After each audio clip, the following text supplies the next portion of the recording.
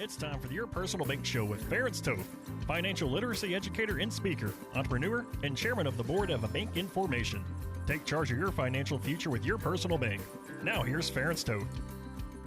Welcome to the Your Personal Bank Show. You know, we recently celebrated Memorial Day, and I want to share a story I've rarely shared. I served in the U.S. Army, 3rd U.S. Infantry, the Old Guard. Those of you that are in the military probably know what that is. Those of you that didn't, it was basically the Old Guard is the ceremonial unit. It's the oldest infantry unit in the U.S. Army, but it's all now ceremonial. It's the company that I served in. Each of the squads, one of them were the tomb soldiers at Arlington Cemetery, for example. Caisson platoon. I was in the fife and drum corps. I was a musician. I played taps at military funerals, for example, because I played bugle and trumpet.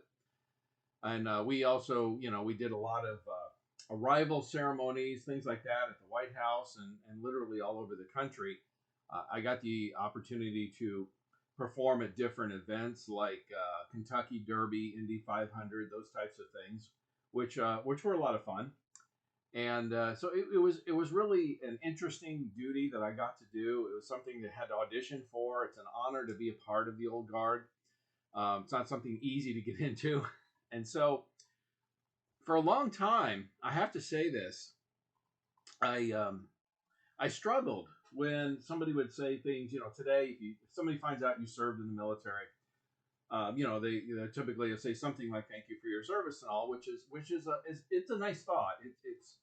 It's appreciated, but I struggled with it for a while because, I didn't serve. I was in the military, of course, I served, but I didn't. I wasn't in a war. I didn't shoot anyone or get shot at, so to speak. Certainly didn't sacrifice my life, which is what Memorial Day is all about. Honoring those who made the ultimate sacrifice for our freedoms. But I struggled because I felt like I had participated, but I hadn't, done as much as many others had, of course. And it was actually interesting. I had this old retired sergeant who had served in three combat tours, okay, well decorated. And I remember one day talking to him some years ago, mentioning that. And he said, "Hold your horses right there. Don't you ever say that again." And I learned a lot from him. And he said to me, I said, "What do you mean?" He goes, he said, "Did you do your duty? I mean, you had a job to do. Did you do it?" I said, "Yes." He did. He goes, "Did you do it honorably and the best of your ability?" I said, "I tried to." He goes, and he says, "You have nothing to be ashamed of." Because he goes, yes, he was the tip of the spear, as you put it. He was on the front lines on 3 different combat tours. But like he said, without the support troops and everything else behind him, there's no way he could have done his job. And that really kind of opened my eyes to the whole, we have a role, we had a job to do, and I did it well. And again, I did it to the best of my ability at the time. And so since that point, I have been proud of it. And so I don't feel so bad about when somebody says thank you for your service. So I'm sharing this because, again, Memorial Day happened recently. And a lot of times, a lot of people say that. I think sometimes it's out of rote or just when they find out. And just understand, for some people who serve like myself, it might make them a little uncomfortable. But the thank you is still nice. So I wouldn't recommend stopping it. But I got a little story about Memorial Day I want to share that I've rarely shared with people. And I think this is a good time to do so. So again, I was a sergeant, like I said, in the Old Guard. One of the things that the Old Guard did that was kind of neat behind the scenes thing every Memorial Day is we would go out to Arlington Cemetery because our base, Fort Myer, Virginia, borders Arlington. Okay, so we share a border with the cemetery, and so the entire battalion, about 1,000, it was about 1,000 people, would go out about 4 a.m. roughly, and we put a flag, an American flag, on each and every tombstone. And it's, by the way, it's 1 boot length away and stand up straight, right? And then all throughout the day, and Memorial Day is the busiest day of the year for Arlington. Usually well over 100,000 people visit that day. There's a special ceremony with the tomb guards and everything. It's quite the event. If you are ever around Washington, D.C., around Memorial Day, I highly recommend going to Arlington National Cemetery. It's one of those bucket list kind of things to see. And look, if you're struggling with your patriotism, you certainly will gain a lot of that from attending an event like this. But one of the things we do is, so I had a Jeep and a driver and two runners. So I got to be on this Jeep driving all around Arlington all day for most of the day. And our job was, and there were several of us, of course, but our job was to make sure the flag stayed straight all day long. So I was standing up in the Jeep, kind of like a General Patton kind of thing almost, and with binoculars, and be looking for flags all over the cemetery. Which, if you've been there, is quite hilly, so it's not an easy thing to do. But and I'd see a flag that wasn't straight, and I'd point to it and say, 100 yards to the left, there's a flag that's not upright. And one of the runners in the back seat would jump out, and he'd run out and straighten it and come back. And we did this for hours.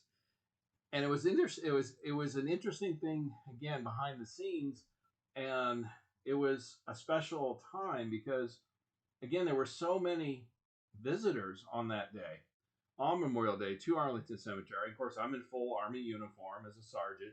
We're driving around in an Army Jeep, right? And I would have just so many people would say to us that day, "Thank you for your service." And it was emotional, to say the least, and it was heartwarming. So just a little behind the scenes experience. Maybe I get told I should share more of these things that I got to experience, because being part of that, I was behind the scenes in the White House and other places like that in many events, and it was quite interesting. It was a very interesting duty. I'm glad I did it. There were some things I didn't like about the Army, certainly, like the hurry up and waits in the early mornings, but there were some things I did like about it, and that was one of them. On that note, I guess what I want to share, I'm thinking about this, is I don't know about you, but I think to the days when I was serving in the military, this is several decades ago now, and thinking of the kind of people that were there and the people that were in the military, in the government, and all of that kind of stuff, and whether I agreed with them politically or not all the time, often I could at least have some level of respect for them. Because, and what I mean by that is, I felt like they had at least the best interest of the country in mind for the most part, even if I disagreed with them. And I guess that's why I've gotten so fired up recently these last couple of years. I haven't been a political person. Now, if you've been listening to the show any period of time, you'd probably disagree. But prior to a couple of years ago, I rarely discussed politics with anyone. I was a typical voter out there who would pay attention to the election about a month or so before, figure out who the candidates were that were running, and decide who I wanted to vote for. I'd go vote, and then pretty much forget about it and move on with my life, which is what I think most Americans were doing most of their lives. Of course, we now have a group of people that are in charge of our country that I do not believe have the best interest of our country or the average American in mind. And I say that strictly based on their policies. And we could go on and on and on, whether it's Afghanistan or the border or the energy crisis, any of those things. I just don't believe they have the best interest of this country in mind. They have an agenda of their own that does not benefit this country or majority of the people in this country, citizens at least. And they're just, as I said many times, just plain old fanatics in terms of their agenda, and it doesn't matter. Damn the torpedoes, come hell or high water, they're going to follow their agenda. And I don't respect that. I do not respect that at all.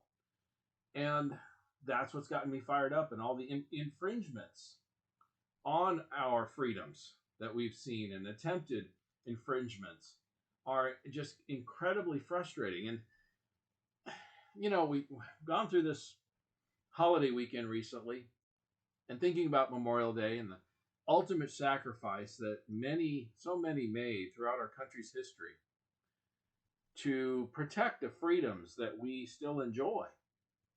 And we have many in power right now, who completely disregard the Constitution, call it They don't like it. They attack our freedoms constantly. And on one hand, absolutely, it's incredibly frustrating, and we need to stay in the fight to protect our freedoms. But I don't know about you. Don't you get tired sometimes? Just tired of it all? I mean, I know I do. It's like this constant, steady drumbeat of attack against our freedoms, the very things that our country was founded upon. And I'm not going to give up. Don't get me wrong. In fact, there's so many things happening. It's encouraging, but I'm far more encouraged than I was a year ago. I've said that many times because so many people have stood up and are standing up and protecting our freedoms and fighting for them. And that's great. But it gets tiring sometimes and frustrating. And I guess I'm feeling a little bit of that fatigue right now. Maybe it's because I just got through recently a holiday weekend. And like I said, I like to think about things. I can think about those sacrifices that those people made.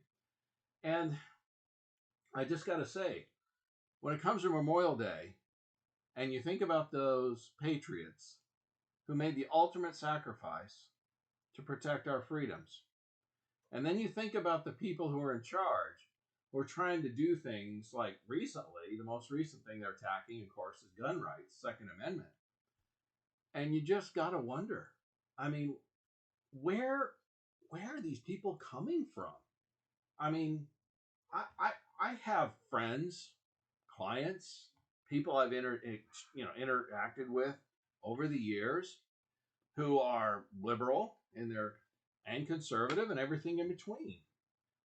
What I haven't experienced, and I think what so many of us have been so shocked by, including myself, is the level of dedication and anger and, I want to say it, evil even, of some of these people that have found themselves in positions of power. It's like they keep nominating, the Biden administration keeps nominating these various people for these different government posts, and they're just out and out hate this country, want to change it. They're outright Marxists, communists, some of them even. It's like, where do they find these people from?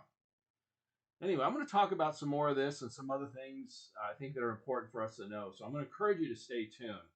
I'm in a bit of a philosophical mood today, I guess.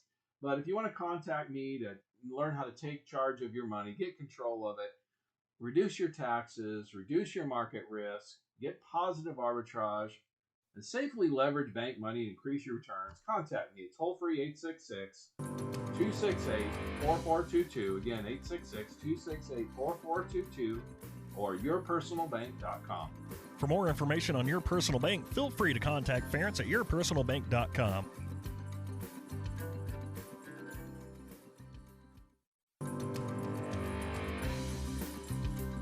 Back to the Your Personal Bank Show with Ference Toth. Welcome back to the Your Personal Bank Show. As I was stating in the last segment, I'm getting sick and tired of being sick and tired of the current administration attacking our freedoms. That is not, and I repeat, that is not what this country was founded upon. And I don't know if I can find a better example of that than Memorial Day, which we all, celebrated recently. Or at least I hope you spent a few minutes thinking about those who gave their lives to protect our freedoms. Folks, that's a really, really big deal. And I think so many underestimate or disparage that even, or don't take it serious enough. It's a really big deal. There are people that believed in the freedoms that we have in the Constitution, the rights that we have as individuals, to the point they're willing to sacrifice their life for it. And remember, most of these people that did that, that gave their lives to protect our freedoms, were young men who had their entire lives ahead of them. And they sacrificed that, or were willing to, and they made that ultimate sacrifice so that we, the rest of us that are still living in this country, can enjoy the freedoms that our founding fathers established through the Constitution, the Declaration of Independence, and the Bill of Rights. And why I'm bringing this up right now, and I think it's absolutely horrendous timing, but not surprising that our current administration has decided they want to attack Second Amendment rights. Obviously, they're using recent events, mass shooting events, as the what's the word I'm trying to think of as the impetus. But the reality is, and I think is the Second Amendment and gun rights have nothing to do with mass shootings. In other words, guns are tools just like any other tool. Look, if you want to build a house, you need a hammer and you need a saw. Okay? You're just, those are tools you need to build a house. And guns are a tool that can be used for good or for evil. And it's enshrined in the Second Amendment of our Constitution, in the Bill of Rights. And there's a reason why. Because, see, a lot of people haven't really paid attention or don't know the Second Amendment probably as well as they should, or at least the intention behind it. I'll put it that way. Because it gets disparaged. And I understand there's a lot of strong feelings about the Second Amendment and gun rights. I totally get that. It's a strong emotional issue. In fact, I can tell you personally that I had never held or even I never shot or even held a gun until I joined the military. I grew up on a farm and everything. It was just not something our family did or had. It wasn't that we were really against it or for it. It was one of those things that was just never brought up. It was just a non-issue. And in fact, I remember when we had a horse that broke its leg actually, and sadly had to be put down. My cousin had to come over because he had a rifle so that we could do it. We didn't have any weapons. We didn't have any guns. It just wasn't. It just was never talked about. It just was not an issue. You know what I mean? So we weren't positive to it or negative to it. It was just neutral. And when I got in the military, it was kind of interesting. When I went in basic training, I remember the drill sergeants. And there's like 40 of us guys in this unit, right? The platoon in basic training. And he said, "How many of you have never shot a gun?" There was like three of us. Hands went up. He goes, "I predict you three will be marksmen, and the rest of you are going to struggle because we had to learn how to shoot an M16." And he said that you guys have bad habits that I've got to break. You three don't know anything, so we can teach you the right way. And it was interesting. He was right. Us three all ended up being marksmen, and I think one other guy, and that was it out of the whole unit. And that's where I learned how to shoot a rifle. Was in the Army. Okay, so I've been comfortable with it since because and I think that's one of the biggest problems, challenges. For example, even with my own wife, she was very much against guns for many years. It was actually Hurricane Katrina that finally I kept saying, if we ever had an emergency or something like that, we need to be able to protect ourselves. And she was always very against it until Hurricane Katrina, and she saw the after effects of that and how people were basically left to fend for themselves. You can't count on government or the police or any other entity for that matter all the time.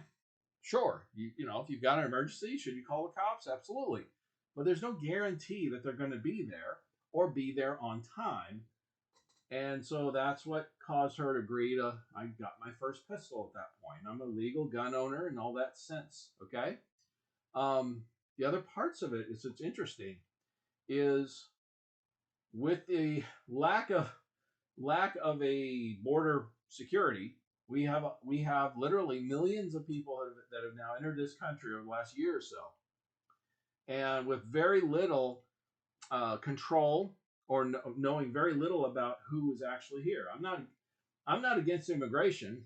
Heck, I'm first generation. My dad escaped from Hungary from the Soviets. Okay, I'm against illegal immigration.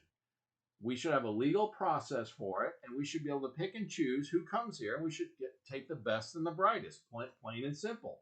My dad wanted to be a college student. He was a political refugee from a communist country, and he came here, went through the process, did it the right way, became a citizen, became an electrical engineer, was a productive citizen, raised a family, all those things. And that's the right way to do things. And so I think what you'll find is when it comes to immigration, I know I'm off topic a second here, but that's okay, is when you talk to people who are legal immigrants or say first generation of legal immigrants, they're very much for immigration, but they're very much against illegal immigration. Look, my dad did it the right way. Why should other people be able to jump the line, so to speak? And plus, we should know who's coming here. And we should be able to prevent those that we don't want here, criminals or whatever, bad actors. We should be able to keep them out. It's that simple. Because we have not done that, it's no secret that crime has increased literally just about everywhere in the country. We have higher crime, we have record crime rates literally almost everywhere. If there was ever a time and a place where firearm security was more important, it's now. And then they're wanting to take it away from us. But I was getting off the point. The Second Amendment, by the way, is a very simple amendment. If you haven't read it, it's one sentence, folks. And it states, a well-regulated militia, being necessary to the security of a free state, is the right of the people to keep and bear arms, shall not be infringed. See, the key point of this is the well-regulated militia is necessary to the security of a free state. The right for people to keep and bear arms is necessary for the security of a free state. Folks, and they shall not be infringed. In other words, there's no rules, laws that will impede this people, the right of the people, the citizens, to keep and bear arms. And why is that in the Constitution? Why did they want to add this to the Second Amendment? Well, stay tuned, because I'm coming up on a hard break, and I'm going to talk about that further. If you want to contact me to take care of your financial situation, take control of your money, contact me at toll-free 866-268-4422 or yourpersonalbank.com. I'll show you how to take control of your money through this tough economic time. So stay tuned. For more information on Your Personal Bank, feel free to contact Ference at yourpersonalbank.com.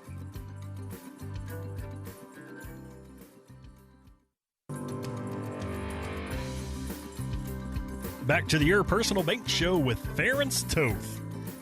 Welcome back to the Your Personal Bank Show. I'm talking about the Second Amendment and gun rights. I know it's controversial for many people, and it's a highly emotionally charged subject. I was served in the military. I'm a gun owner. I think I have a little bit. I'm a family man. I've got a wife and daughters to take care of, raise, and protect.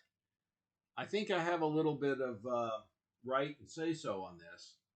The bottom line is, people need to understand.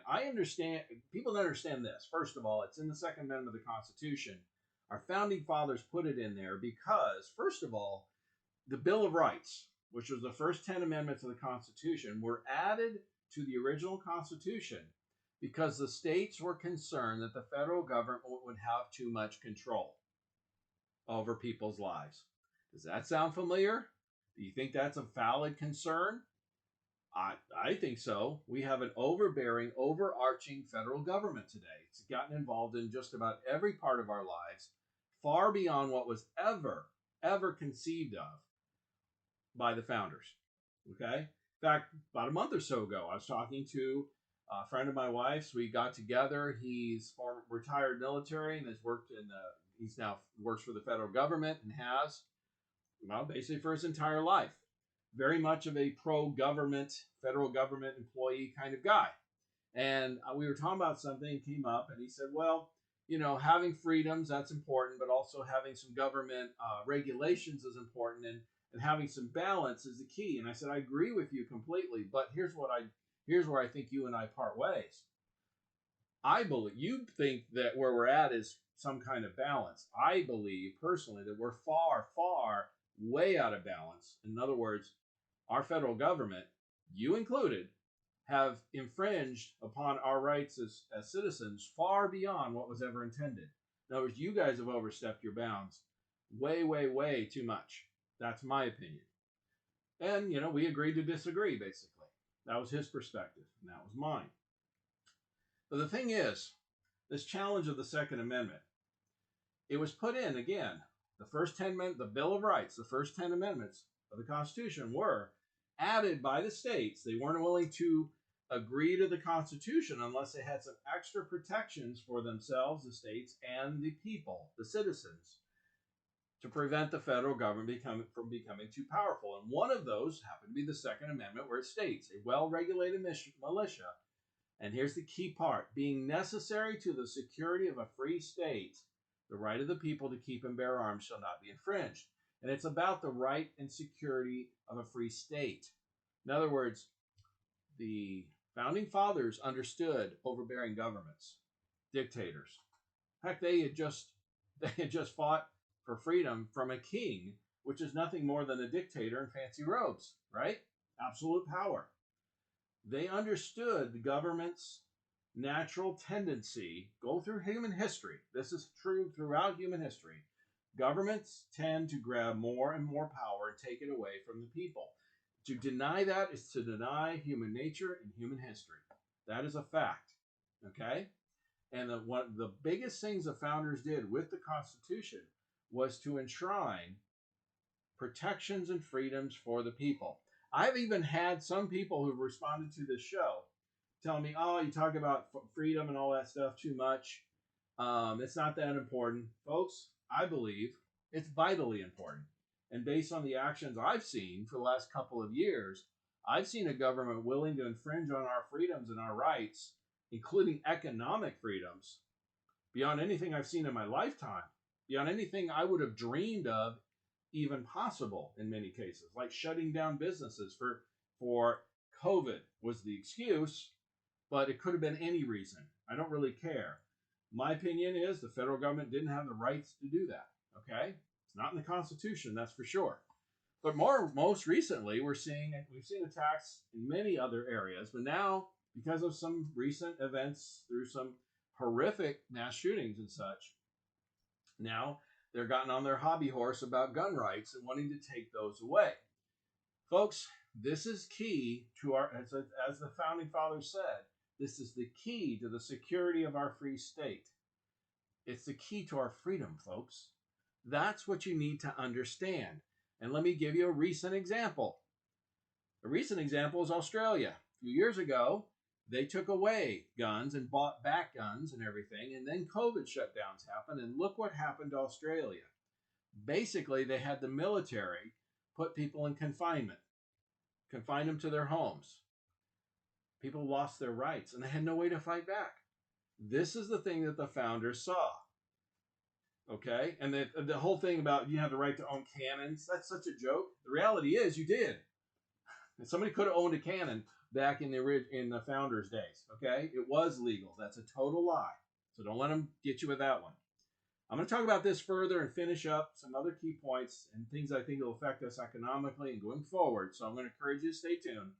If you want to contact me to how to navigate this high inflation economy, take control of your money, gain positive arbitrage, increase your returns safely without market risk, call me toll-free 866-268-4422 or yourpersonalbank.com. For more information on Your Personal Bank, feel free to contact Ference at yourpersonalbank.com.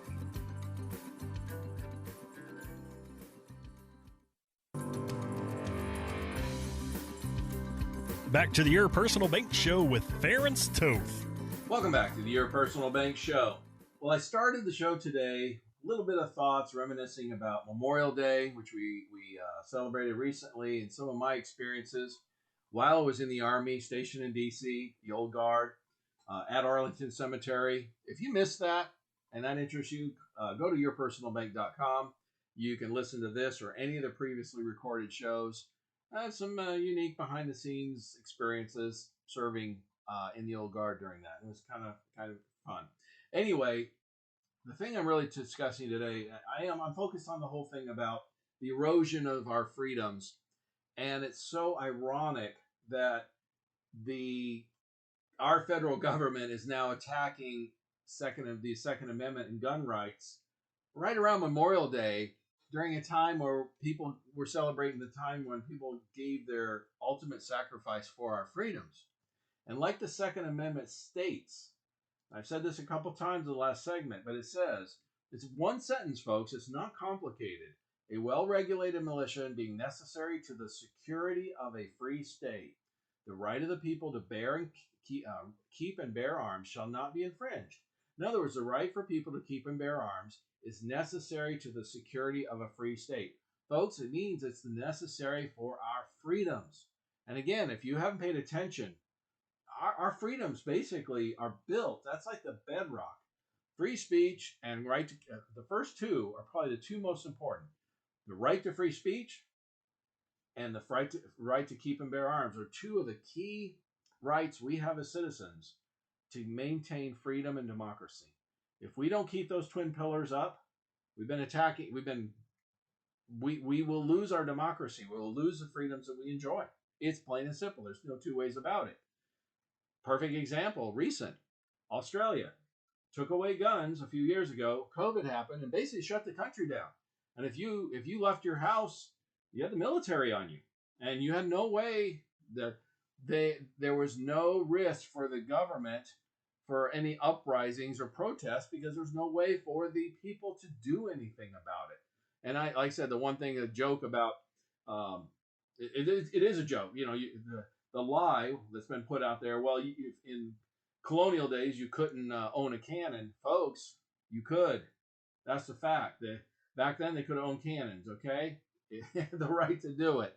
All right, so forget that noise. All right, and this whole thing about technology is better. Well, of course, technology advances throughout time, from muskets to what we have now. Okay, now it's not the guns that's the problem. It's everything around it. It's the people holding the guns. Look, I'm all for citizens being able to own guns to protect themselves, okay, to enjoy, sport and hunting and things like that. But most importantly, my concern is it's about protection, which has gotten even more of a critical factor with a porous, open southern border and allowing millions of people to come into our country. We have no idea who many of them are. There is no argument. The statistics, the facts are simple. Crime has increased across this country to all-time records. We are less safe today as citizens than we were 2 years ago. That is a documented fact. If there was a time to have more gun safety and protect yourself, now is the time. Now, I'm also for people understanding how to use them. If you own a firearm, you should have some training and practice to maintain it, just like the police do and military do, so that you know how to operate it correctly and safely. All right? Otherwise, what it is a lot of people like my wife, and many people, they're afraid of them because they're not familiar with them. Familiarity and training helps alleviate that. And the last part of this is, statistically speaking, women are more at risk of crime and being, whatever. That's a statistical fact. So all of this stuff going on with crime and stuff affect women more than men even. So women, and it's happening in record numbers. More and more women. I've taught my girls, my wife, and trained them. And I believe more and more women should have firearms training and be able to protect themselves. They need to do that, okay? To rely on a government or a police force or anything else for that matter is foolish. It just is, folks. Look, I'm not against the police or anything, don't get me wrong, but they can't always be everywhere at once. And there's many times, like we saw with Hurricane Katrina, for example, you're on your own, man. If you got to be able to protect yourself. You can't rely on others. And then the last one I hear about is the whole Pollyanna thing. Well, if there were just no guns. Well, that argument falls flat on its face, because that was like saying, well, if there were no nuclear weapons. I mean, you're not going to get all the governments of the world to eliminate nuclear weapons. So you have to have them. Teddy Roosevelt said it best, I think. He said, speak softly and carry a big stick. I mean, that's the best security you can have. And that's how I feel about firearms. If somebody's threatening myself or my family, I'm going to protect them. And I'm going to speak softly, but carry a big stick. You follow me? Teddy Roosevelt had it right. That's how you're the safest, okay? And the way things are going, man, there's some stuff going down that I'll just give you a couple of them here. Just recently, the Canadian Prime Minister Trudeau announced legislation to freeze handgun ownership and buy back assault-style weapons. He's talking about it becoming by the end of this year, it'll be no longer possible to buy, sell, transfer, or import handguns anywhere in Canada. That's following the same lead as what Australia did. Look, if the Canadians allow this, they are going to lose their freedoms, because the next thing that comes down the pike, the next, how should I say, emergency or anything else, created or otherwise, they're going to be at the whim of the government. It's a scary position to be in. And then now Biden has come out and stated he calls 9mm high caliber weapons and suggests banning them, which happen to be the number one most popular weapon. And here's the thing: if you understand anything about handguns, a 9mm is not a large handgun. Okay, folks. They're talking about a 22. A 22 is what you use to shoot rabbits and small game. You can't. A 22 isn't gonna. You're talking about protection of yourself. If somebody's coming after you or threatening your family, you're not gonna be able to stop them with a 22, most likely. Again, to me, I'm not a hunter. I'm not into it.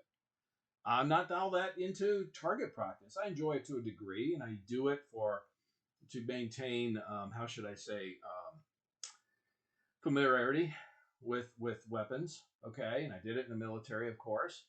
But it's not something I enjoy a lot. It's not something I'm into. Some people are. That's their thing. That's great. But it's not something I'm totally into. I do it at more of a necessity thing. My whole thing is why is simple: protection, security, protecting my family, and crime is higher than ever. Here's another one. I'll give you another reason why the Second Amendment is so important in gun rights. We're seeing more and more articles talking about, because of renewable energy dependence and lack and limitations of fuel, particularly diesel fuel, we could be experiencing rolling blackouts this summer in various parts of the country. Now, let me ask you a question. Depending on where you live and where you're located, have we not seen during blackouts riots and things like that in this country? Particularly in the last few years? Absolutely, we have. And if you have something, food, otherwise, whatever it is that somebody may want, and you have no way to protect yourself, does it make sense to protect yourself? I believe so. And I've said this so many times, and I know this isn't popular. I know this isn't socially correct or politically correct. I don't care. I've said, investing, for example, in precious metals and stuff, if your reason for doing so is you believe that we're going to have chaos, so to speak, economically, I do not believe that investing in gold and other precious metals is wise, because your reasoning is not accurate. For diversification, fine. Currency stuff, fine. But for chaos, I do not agree with that. The reason's simple.